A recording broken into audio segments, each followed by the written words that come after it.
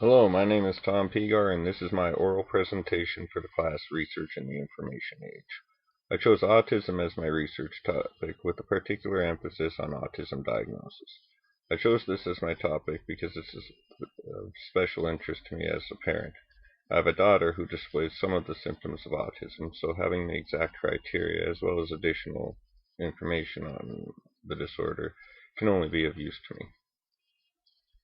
First, a little bit about the history of autism. Autism was first described in a paper by Leo Kanner in 1943.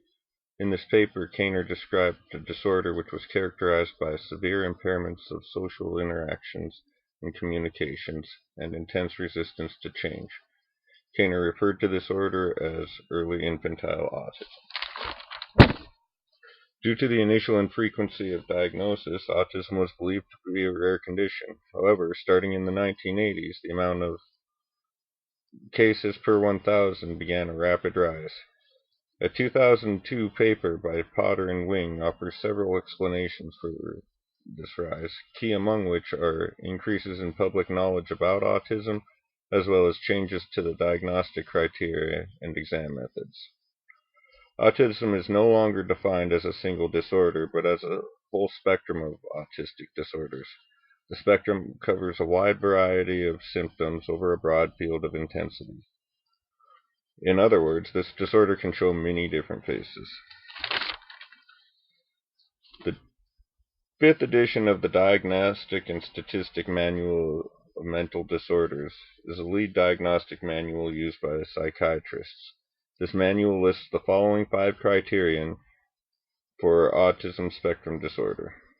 The first criterion is a persistent deficits in social communications and social interactions across multiple contexts, as characterized by 3 deficits. The first deficit is in social emotional reciprocity.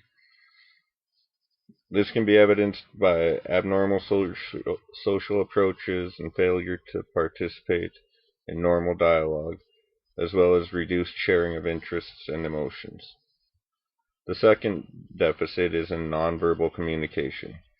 This includes abnormalities in gestures and body language, things like failure to make eye contact or lack of facial expressions.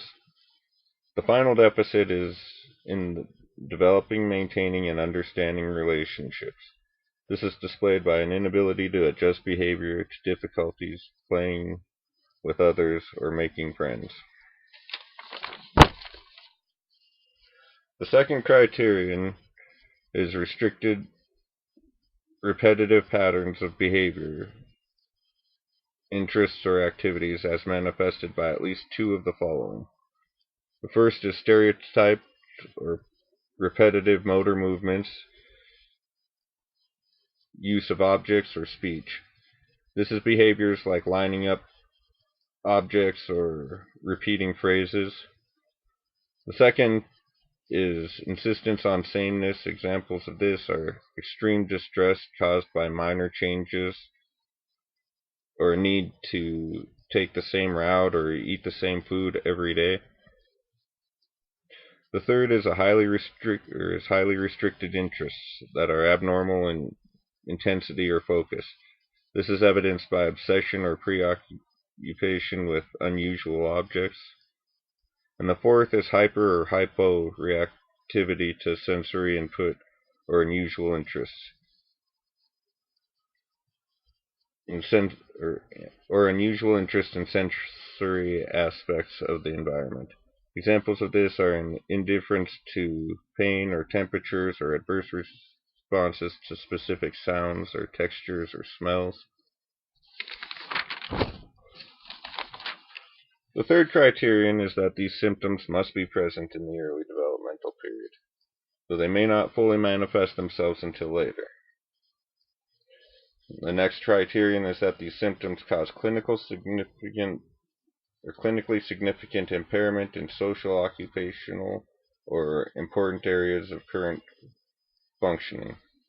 And the final criterion is that these disturbances are not better explained by an intellectual disability. These are the 5 criterion for the DSM-V's autistic spectrum disorder. More information can be found about autistic spectrum disorder at the website Autism Speaks. This website has important information on diagnostic criteria as well as treatment methods and available ways to donate money to help autism. This concludes my oral presentation. Thank you for your time.